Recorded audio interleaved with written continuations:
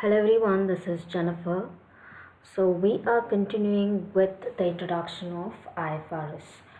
So our next topic under this heading Introduction to IFRS is relevance of IFRS in India. So basically how IFRS is being treated in India. So the Institute of Chartered Accountants of India, as the accounting standards formulating body in the country, has always made efforts to formulate to a high accounting standards and has been successful in doing so. But what is the issue is, as the world continues to open the doors for foreign investment and the business starts coming up across borders, this helps or this basically increases the need for recognizing or for accepting and understanding the financial reporting standards.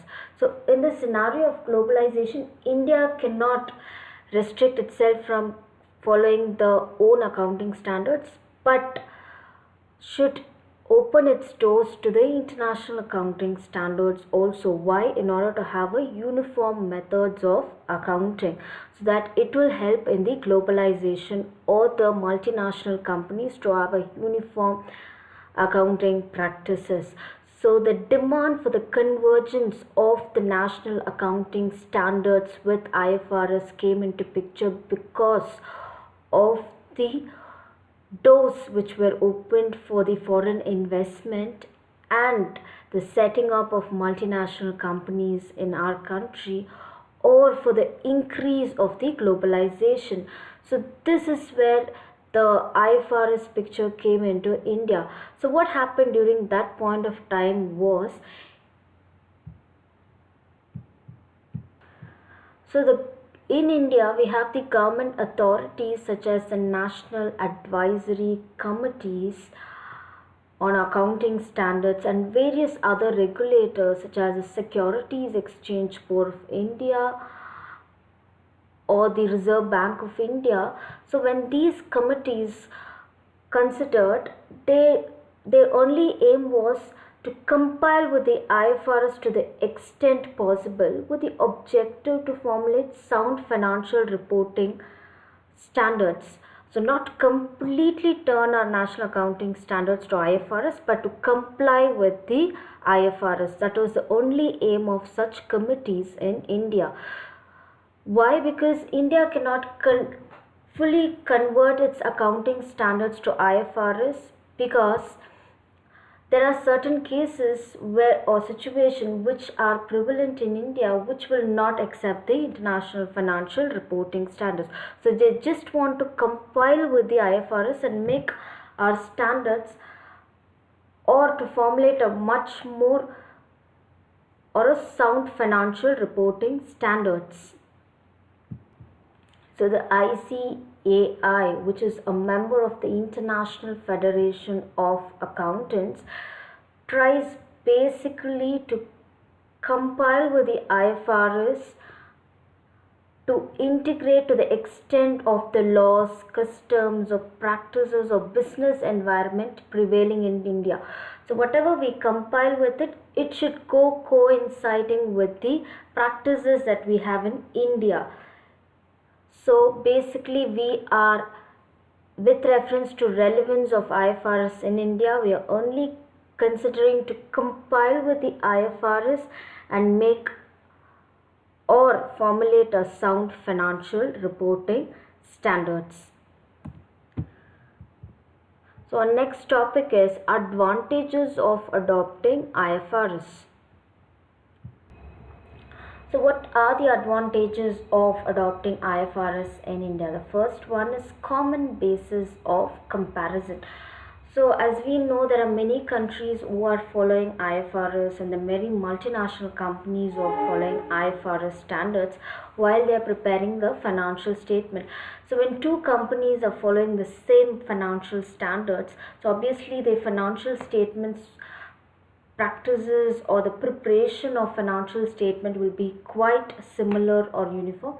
In such cases, it acts as an easy way or a common basis of comparison. So the second one is clarity and productivity. So under financial IFRS, basically the financial makers basically use their own judgments to handle certain or specific transactions or how to deal with that particular transaction in the financial statement. So at this time, it leads basically to a lesser time, much more clarity and productivity than the rule based accounting standards. Point 3, consistent financial reporting basis. So basically, a consistent financial reporting basis would allow a multinational company to have a common accounting standards for its head company and for its subsidiary worldwide, which would basically improve the internal communication between the companies with the headquarters and the quality of reporting and a better decision making along with the subsidiaries. So point number 4, improved access to international capital markets. So many Indian companies are expanding or making their acquisition in the global markets, for which a large amount of capital is required. So at that point of time, the majority of the stock exchanges require financial information which are prepared under the international financial reporting standard, because that acts as uniform base for the financial statements. The next one is lower cost of capital. So when you start preparing your financial statement under IFRS, it will basically eliminate the preparation of dual sets of financial statements, and also which is widely acceptable in any global markets for raising capital. The next point is escape multiple reporting. So convergence to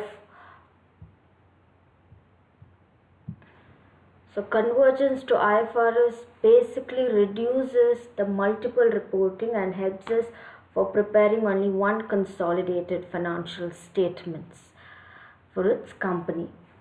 So the reflect true value of acquisition.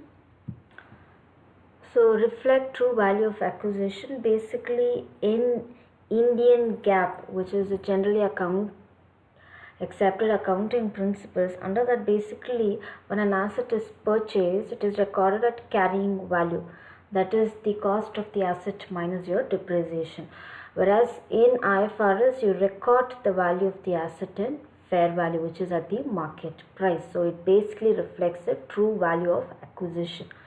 The next point is benchmarking with global peers. So basically when you adopt IFRS, it will basically help the companies or facilitate the companies to set targets and milestones based on global market or global business environment, because you are preparing the financial statements in competence with the global market. So it acts as a competitive advantage for the company. The next topic is challenges of adopting IFRS. So under that, the first point is wide gap.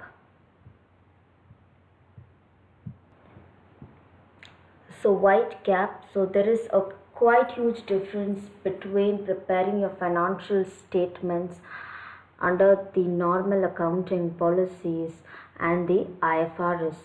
So the treatment for various things are quite different, like your deferred taxes, business combinations, or your employee benefits, or even if it's the like your fair value assessment for the acquisition of asset, etc.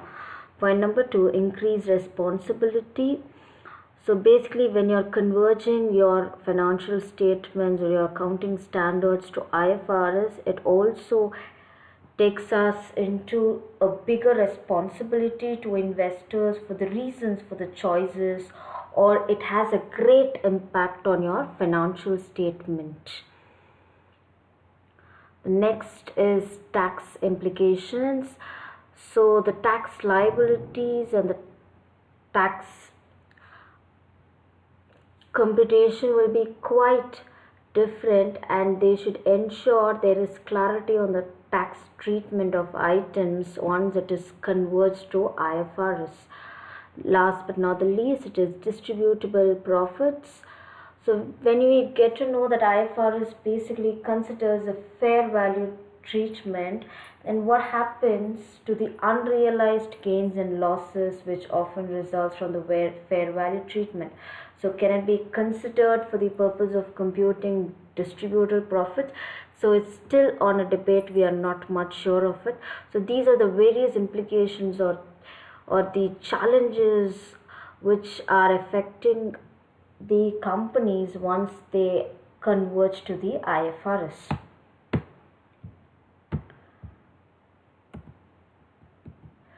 So convergence of IFRS. So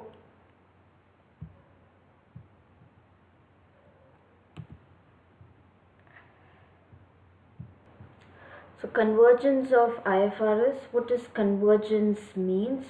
So convergence means to achieve or harmony with IFRS. So basically we're not completely adopting IFRS word by word in our national accounting standards, but we are accepting or preparing in accordance with the national accounting standards, which are drawing unreserved statements of compliance with the IFRS, or it can be preparing the financial statements and national accounting standards compiling with the requirements in the IFRS. So basically combination of IFRS and the national accounting standards while we are preparing the financial statements. It's not completely going ahead with IFRS, but going ahead with the national accounting standards in combination, or whenever it is required, compiling with the IFRS. So what is the need or the process of convergence of IFRS? Is the first one is globalization of the capital markets. Since globalization is increasing and IFRS is globally accepted, it acts as a need for convergence to IFRS. Second is you need to have a uniform set of globally accepted principles while you're preparing your financial statements. So the convergence instead of adoption of IFRS in India, which needs to be kept in mind, we are not adopting IFRS word by word, but we are converging our accounting standards to with compiling the IFRS. So thank you everyone.